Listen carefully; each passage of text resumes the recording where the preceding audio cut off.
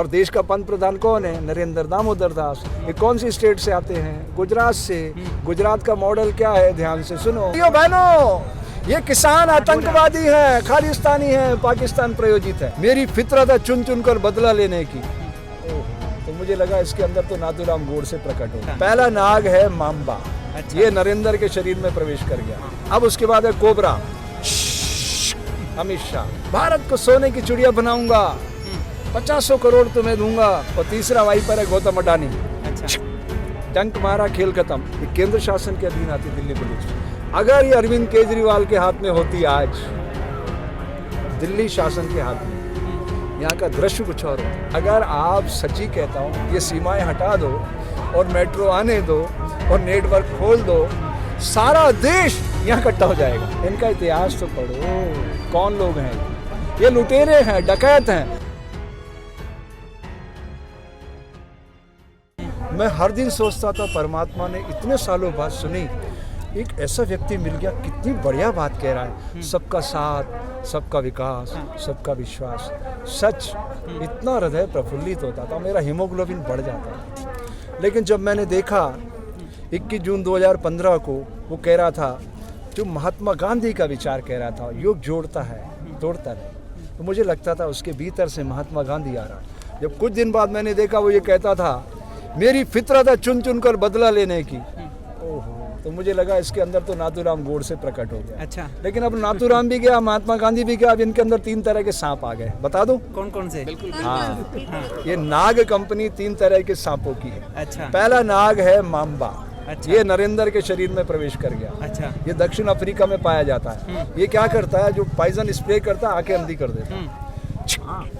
आपकी आंखें गई, आपको कुछ दिखाई नहीं दे रहा। अब ये क्या कह रहा? भाइयों बहनों, ये किसान आतंकवादी है, खालिस्तानी है, पाकिस्तान प्रायोजित है। आंखें तो आपकी अंधी है। अब आप जो सुन रहे हो वही मान रहे हो। ये कौन कह रहा है? कौन कह रहा है? नरेंद्र मोदी। कौन सा सांप बोल रहा है? ये माम्बा। अब उसके बाद है कोबरा, अमित शाह। अच्छा। वो क्या कह रहा है? वहम का व्यापारी है, वहम का व्यापारी है वो। सपने बेचता है, बड़े बड़े सपने।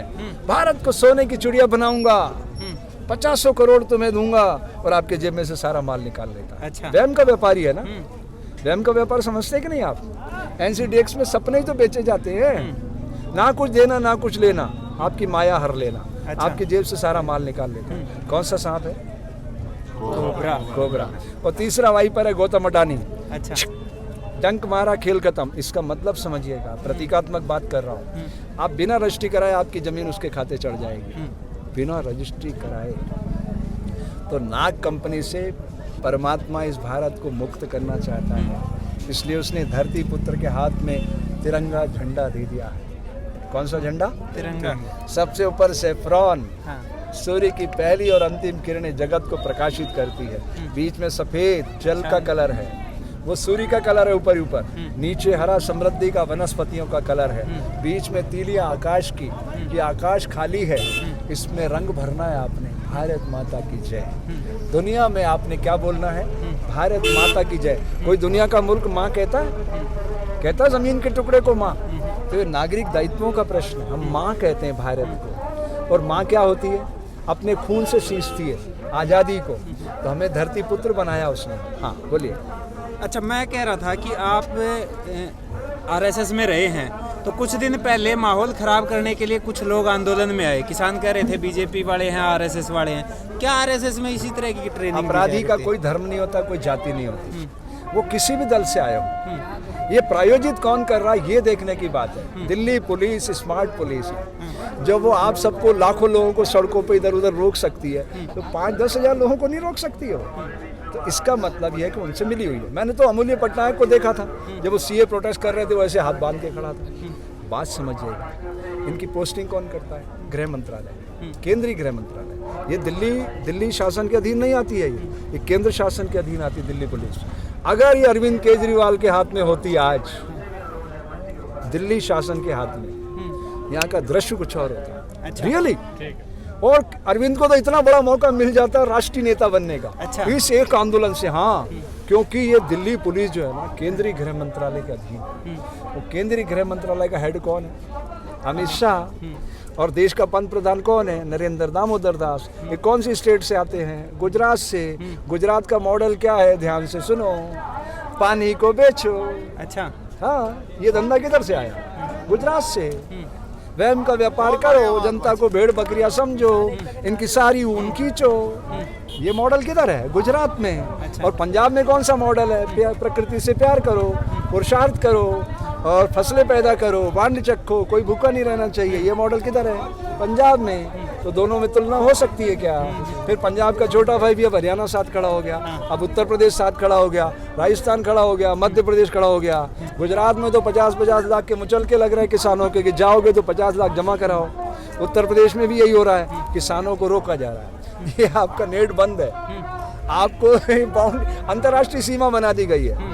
अगर आप सच्ची कहता हूँ ये सीमाएं हटा दो और मेट्रो आने दो और नेटवर्क खोल दो, सारा देश यहाँ इकट्ठा हो जाएगा, पूरा हिंदुस्तान। अच्छा। कसम से टाइम फिस हो जाएंगे। ये गुजरात में नहीं, ये भारत से भी भगेंगे। एक सवाल मेरे दिमाग में आया है कि आपने वेद शास्त्र खूब पढ़े हैं, राजा का क्या धर्म होता है? क्या आज वाला राजा कहाँ है? देखो फिर वही बात है, ये राजा नहीं है ना बेटा। आप जूती को, पैर की जूती को सिर पे रखोगे तो क्या होगा? हमारे वोट से चुने गए प्रतिनिधि हमारे भिखारी हैं कि राजा है? अरे वो राजाओं का मिथक तोड़ो ना यार। भारतीय संविधान ने प्रिवी पर्स तोड़ दिया है। क्यों राजा महाराजाओं को ढो रहे? मत ढो, हटाओ। अपनी शक्ति को पहचानो। आपके हाथ में पावर है, आप अपने नौकर बनाते हो, आप अपने नौकर बनाओ, राजा मत बनाओ। राजा बनाओगे तो फिर ये सब पीड़ा भोगना पड़ेगा। अच्छा। आप राजा बनाते रहोगे तो फिर आप प्रजा हो, तो प्रजा तो पीड़ा भोगती रहेगी, क्योंकि राजा महाराजा तो यही करते थे। किसने कहा आपको राजा प्रजा की खुशहाली के लिए बनते हैं? राजा शोषण करते हैं। ये देखो, वो ज्योतिरादित्य सिंधिया भी कांग्रेस से बीजेपी में गया ना, है? वो क्या कह रहा, मैं सेवा के लिए आया। वो 3000 करोड़ का तेरा महल है बाबू, तू लाया किधर से? तेरा बाप माधवराव कौन था? वो भी कांग्रेस का था, पहले जनसंघ में था वो। उसकी माँ कौन थी? विजय राजे। वो कांग्रेस ही थी, बाद में जनसंघ में आई। इनका इतिहास तो पढ़ो, कौन लोग हैं ये लुटेरे हैं, डकैत हैं। अब इनको आप राजा महाराजा बनाते हो तो भुगतो। अच्छा। बबूल के पेड़ पे आम आ जाएंगे।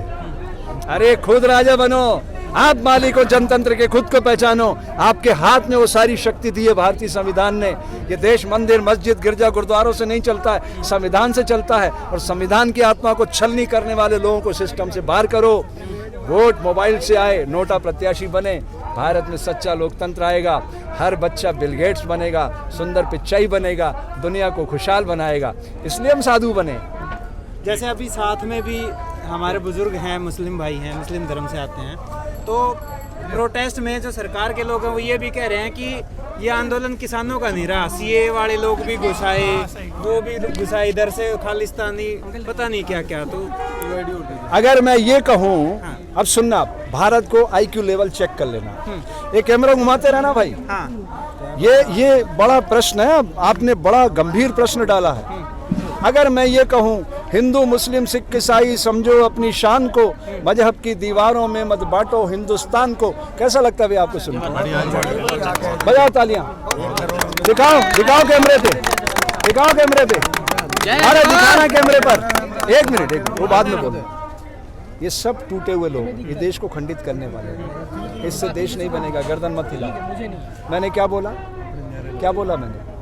हिंदू मुस्लिम सिख ईसाई समझो अपनी शान को, मजहब की दीवारों में मत बांटो हिंदुस्तान को। मैंने इनको बांटा, ए तू हिंदू, तू मुस्लिम, तू सिख, तू ईसाई। इन्होंने तालियां बजा दी, गर्दन घुमा दी, खुश हो गए। ये देश को बांटने की साजिश है। इसी वायरस का उपयोग नरेंद्र मोदी ने किया। न मैं हिंदू बनूं, न तुम मुसलमान बनो, मैं भी इंसान बनूं, तुम भी इंसान बनो। इसकी जरूरत है। दुनिया ग्लोबल विलेज। हम क्या कर रहे हैं? मैं हिंदू, मैं मुस्लिम, मैं सिख, मैं ईसाई। इसलिए देश टूट रहा है। और इस देश को जोड़ने के लिए हमें अपनी विचारधारा को ऊंचा उठाना होगा। इस तरह से नहीं बनेगा। हमें शांति के साथ शौर्य, पराक्रम, वीरता, साहस और सेवा को बड़ा करना होगा। इतना बड़ा कि नाग कंपनी धर धरा के नीचे गिर पड़े। देखो, झूठ की बुनियाद पर रेत का महल कितना भी ऊंचा हो, कितना भी ऊंचा खड़ा कर दो, लेकिन सत्य के सामने वो टिक नहीं सकता। जैसे सूर्य के सामने कितना ही गहन अंधकार हो, कभी सूर्य से मिल सका है? मिल सका है? ना कभी मिल सकेगा। हमने किसकी किरणों को पहन रखा है? अभी थोड़ी देर बाद इसी कलर में आएगा, ये जा रहा होगा ऐसे, जय हिंद जय भारत करता हुआ जाएगा। ये बोलेगा फिर सुबह आऊँगा मैं। रात को सोना, सोचना कि आज तुमने क्या किया, सारे दिन भर में अपनी ऊर्जा का क्या इस्तेमाल किया, तुमने भारतीय लोकतंत्र को बड़ा करने में कितनी मेहनत की, सोचना। इसलिए हम साधु बने, समाज की सोई चेतना को जगाने के लिए। इनको, ये इनोसेंट है, सीधे हैं, भोले हैं, इनको नहीं पता है। किसान आंदोलन का आखिरी दृश्य आप क्या देख रहे हो? मैं किसान आंदोलन को एक सच्चे लोकतंत्र में तब्दील होता हुआ देख रहा हूँ। चैनल को लाइक, शेयर एंड सब्सक्राइब करें और बेल आइकन दबाना ना भूलें।